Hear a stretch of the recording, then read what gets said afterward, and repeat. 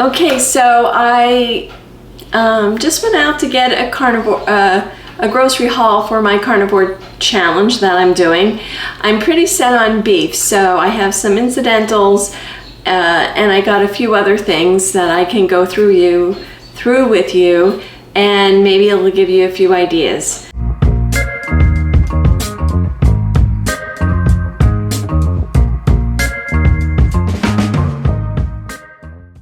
So I'm just going to start with the non-carnivore things. That's my husband's coffee. Now my husband is recently diagnosed with diabetes, and eats what I cook him, but left to his own devices, he's not good. And since I'm doing carnivore, he's following along, not perfectly, but pretty good. He does drink unsweetened iced tea, so we got 2.5 gallons of those. This is regular tea, my son's brand when he comes and visits, and my decaf organic green tea. I was out of olive oil, which on keto is usually my standard, so I just replaced that. And for my husband, in his keto moments, we do La Banderita wraps. They're not perfect, but they do use olive oil. They do have good fats, and they do some wheat starch. But overall, they are 2 grams of net carbs. Total carbs, though, are 15. I'll do them every once in a great while. All right, so let's get to the carnivore things. Oh, the last thing that's really not carnivore, but with our pork chops. Now, last for the meat haul, the big carnivore haul, I got the real long pork loins and I chop them up into really thick pork chops. And what I do is, I don't measure it out, I do it to taste. I'll put some heavy cream in a pan. I fry the pork chops on both sides to get them brown, and then I finish them in the oven. And while that's happening, on the top of the stove in a frying pan, I'll put a little bit of cream and Grey Poupon and just make a mustard sauce. It's very good. So just to change up breakfast a little bit, I got 2 packs of Canadian bacon, and again, always 2 packs of my store brand Applewood bacon. All right, so they had a chicken sale. So when I'm keto, I make a very, very good white chicken chili. No beans or anything, but I do put onions and peppers in it. But what I got this for was when I make a whole chicken and I make bone broth, I can make little meatballs using this ground chicken and some pork rinds and put them in the broth. So that's my plan for that. They had a major sale on chicken thighs. We love chicken thighs. I make them real crispy. The skin gets really good. I bought 4 packs of these. And now that I'm retired, I don't spend a lot of time like looking at ads of what's on sale, but when I do see a good sale, I buy it in bulk. And on the last carnivore haul, I did get these. The brand is Just Bare. No antibiotics, humanely raised on a family farm. No added hormones or steroids, and certified and American Humane certified. These were excellent. They are big, they were meaty, and I got 2 packs of these again. I just did a video for post-bariatric patients and keto. And one of the things right after bariatric surgery, and I reminded myself, was that you really have to be careful what you're eating, and it's a lot of liquids at first and protein shakes.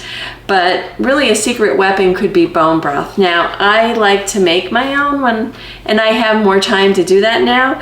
But now that I started carnivore, sometimes we've had this really cold, rainy spring, and I'm just cold, and at night, I usually have a cup of tea, but the one night I was hungry, but it was like 10 o'clock. I'm like, I'm not going to eat now.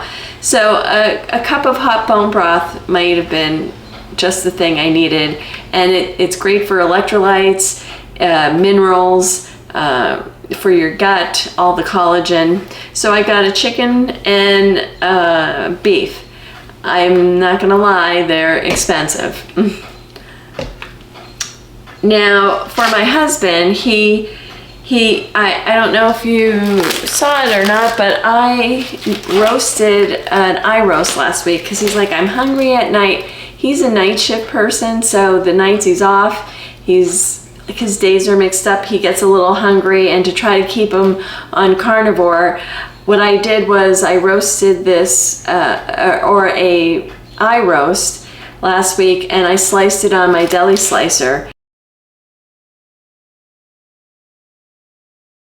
So I just went by the deli just to see like what the price for, and they had London broil roast beef there. It was $16 a pound. This is almost 2 pounds. It's just 1.93 pounds, so almost 2 pounds. It's $8.49 a pound, and I will have almost 2 pounds, and I make it rare roast beef. It was delicious, and we gobbled that up.